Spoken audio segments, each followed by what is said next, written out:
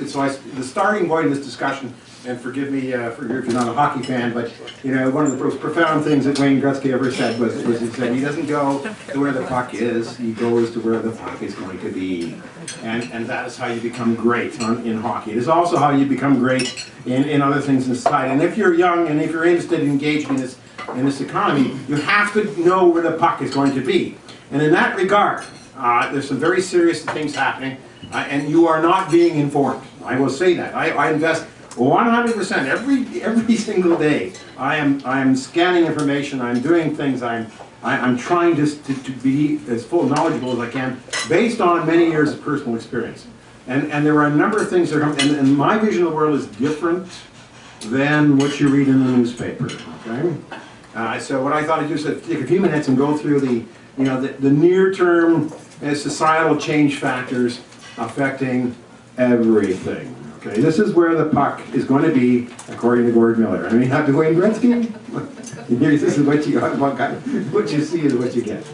And the first point of that. There's actually 5 of these. I only talk about 4 generally. I'll talk about the 5th if you want. But the number 1 factor that's developing is climate change. Climate change is an issue here. Is an issue. Know that. I'm a scientist by training. My position is that the science was resolved many years ago. The science is very clear. What is new is a couple of things. What is new is that the kind of thing, when I started as Environmental Commissioner 14 years ago, I talked in the future tense about climate change will cause extreme weather events. Climate change will change agriculture. Climate change will disrupt biodiversity. All of those things are happening now. Okay? This is no longer a future tense event. This is happening now. The fact is that in Toronto in the last 12 months we've had 2 major extreme weather events. One damn near brought the city to its knees, right? And that's unusual, right? The last major rainstorm of this kind of nature was Hurricane Hazel in 1954. That's when the days when the climate was such that these are rare events that happen once a century. Now they're happening all the time, much greater frequency. So the climate change is here, it's real, it's affecting everything, but the singular message for I think the singular lens, that if you don't know about this, you have to inform yourself. And now it has become mainstream recently with the Intergovernmental Panel on Climate Change, working groups 2 and 3 have just announced. So they've made what was not mainstream, and that is the concept of unburnable carbon. Okay, this is very, very important if you are looking forward into the next decade. Quickly inform yourself what unburnable carbon is, but quickly it is this. It is that we have climate change, the physics are known, we only have so much carbon dioxide equivalent we can put into the atmosphere in order to stay within the 2 degrees Celsius equilibrium, ultimate temperature, that we can sustain our life and our economy as we know it. This is an international agreed upon number by political parties. Okay, the Bush administration signed on to this number. This is 2 degrees is the target. There are some scientists say that it's too high, but nonetheless, that aside, the fact is, when you assign a number that says no more than 2 degrees Celsius, physics dictates an amount of carbon equivalent you can put into your atmosphere. It's about 1,000 gigatons, which doesn't mean anything there, but suffice to know that historically, we have already put over 500 gigatons into the atmosphere. We have a budget of slightly less than 500 gigatons. That's our budget. We will, if we exceed that, we will create a climate on Earth that is unlivable and unsupportable for our society. Okay, that's an absolute number. The way we're going, that runs out in 30 years. Now that's within, if you're talking in business, you're talking your employment. For those of you that aren't at the beginning of your careers, that's in your career lifetime. We are running on a finite budget. That is over. And so what does that mean? What does that mean is this, and this is the business and job application. Given that we have an absolute amount, somewhere less than 500 gigatons of carbon, as we call it carbon, not carbon dioxide, that means that that's a finite budget. How are we going to spend that in the next 30 years? It means effectively also the fact that if you add up all the available reserves on the books of the fossil fuel companies in the world, that they put on their balance sheet, they say, Exxon says we are this wealthy because we have these reserves on our balance sheet. If you add up all the reserves, there's somewhere in the order of 4 to 5 times more fossil fuel reserves on the balance sheets of companies than we can burn without causing total destruction of all exceeding 2 degrees. So 75 to 80% of all the fossil fuel on the books that we say that we put on the balance sheets is unburnable carbon. It can't be taken out of the ground.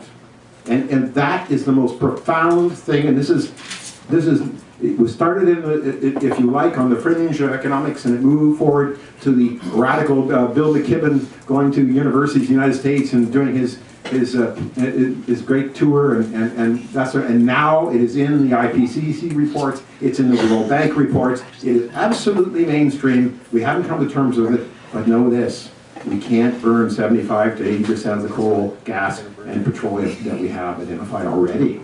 So, this year, the 10 major petroleum companies in the world have frozen or reduced their capital budgets for exploration because their shareholders are saying, why the hell are you spending billions of dollars on exploration if we're never going to burn it? Maybe you should pay that money to the shareholders.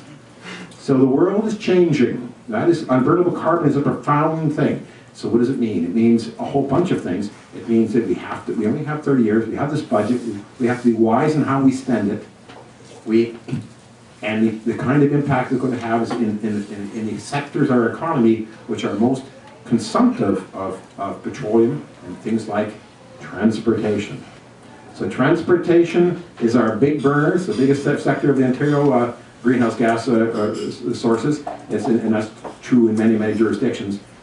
Transportation is going to change, it's going to be constrained, it must, and the physics are dictating our destruction if it is not. Right? So there's an absolute limit here. Transportation, globalization is going to reverse. We will not see, red peppers from Chile in the middle of winter in our grocery stores. At least we will. The cost will be so substantial. I suppose only a few people will be able to pay for them. But the whole globalization we've been enjoying, this movement of materials, is coming to an end because of the era of cheap fossil fuels is ending. On a more optimistic note, but also a change. On the other kind of energy is electricity, and electricity is changing radically as well.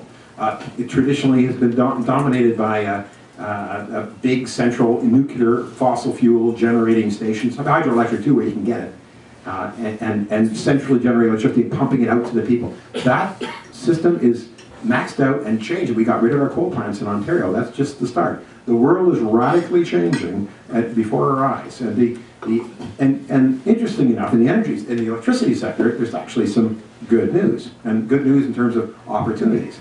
Now, first of all, let me talk about renewable energy first. Renewable energy, let's be very straight up. There's been a war on renewable energy, particularly wind, to some degree solar in Ontario. Know a few facts.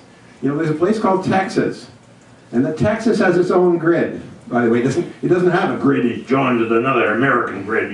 We're Texans, we have our own grid down here. So you may be, of course, Texas is full of wide-eyed hippie liberals. No, it's not. Okay? Texas, last month, had one day 39% of its electricity was wind generated, just wind.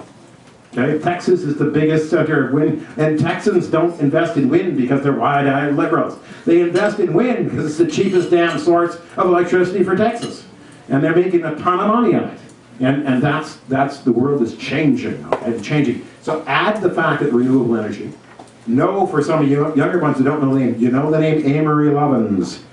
Amory Lovins, 1976, came out with some, he's my generation, with some words. He talked about a soft energy path.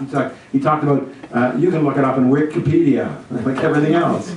But Amory introduced concepts that he understood in advance, but he couldn't do in 1976, but you can now. And we call it the smart grid, and it's coming, and it is real, and it is tangibly affecting things in Ontario, and more profoundly other places in the world. So electricity is a good news, because we're going to, guess what?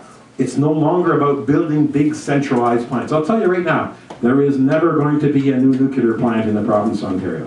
And that is not a political statement, that's a business statement. Because we can't afford, neither should we, and we don't need it. Simple as that. And so the world is changing. Know about smart grid, know about how we're going to do more with less. Know about energy conservation, which is the greatest source of employment and the greatest source of energy opportunity that's out there. And understand that conservation has three parts to it. What I call energy conservation, which is it has an energy efficiency. It means we can do more. We can achieve the same benefit or the same work out of less energy because we're far more effective now. It has a component of prudent use of electricity, which is the one we normally think about. It's sort of turn the lights off. And it also has a component of unuse, of behavior change. And here's a good way to remember this, the three components of energy conservation. You're in your house, you want to go to the grocery store. You can drive. Well, you can drive in your fuel, gluttonous fuel, standard vehicle with no fuel economy, and you can go there and waste all sorts of energy. Or you could, that's the sort of, or you could switch that to a very, very high efficiency, high use hybrid or something. Okay, that's the efficiency thing. Or maybe, well, you could drive in your regular car, but you're going to obey the speed limit. You're going to keep it, if you're going on the highway, you're going to keep it down to 80 or 95, or 80, 85 to 90 to get the maximum fuel utilization out of your engine. That's the prudent use. Or you can take your bike. Why are you taking the car? It's just a few blocks, right? So the concept, those are the concepts of conservation that will fundamentally change our world. So those are two of the things that the end of cheap energy, how it flows out of climate change, and I talked about Amory Lovins, just a couple of the concepts. Yeah, I said there were four, and there are actually five, but and I want to, the other thing that's going to change everything, and it's already acting, is the change to the impact on biodiversity in the world, and even right down here at the Ontario. This is not in the paper. This is not the kind of thing that normally we talk about, we see discussed, but there is, because of climate change and because of other factors, invasive species. There are profound things happening in our living systems, in our biodiversity. And you might think, well, that's doesn't have anything to do with me in the downtown Toronto. But no, it profoundly affects humanity on various levels. One of the greatest, just to show you, I do use Twitter, and on my Twitter account, I tweeted about the monarch butterfly. The monarch butterfly, for some of you might know, which migrates. It doesn't migrate in the same sense as birds, because it can regenerate. It can have new eggs and new adults before it goes down to a place in Mexico that they're down to a tiny percentage this year of the historical quantities. The monarch butterfly, which many of us grew up with and sort of learned about and wondered at, is in danger of extinction. And that rings very, very, very deep. When I tweeted that, it had a profound effect on Twitter. Why? It's the emotional commitment we do have on some level to our biodiversity. So impacts on biodiversity are another major shake-up that's changing, it's reframing what's happening in society. And the last one, Ontario largely gets a buy on, but it in North America, it's huge, and that is water. We're lucky, we have a lot of water. We're lucky we've kept it clean to a large degree. But a lot of people a slight distance away from Ontario have very little water. Down in the southwest United States, they have no water in some areas, and they're extremely politically powerful. And the plans have been in place since the 1960s. I've known them all my life, to divert water from Ontario down into the southwest United States. Those plans exist, so we know what they are lusting after. So the fact that we sit here smugly with our abundant clean water is comforting on one level, but let's not get too deeply invested. So those are the four big ones. I'll leave the other one in case it comes up. But that's the lens. You see, that's where the puck is.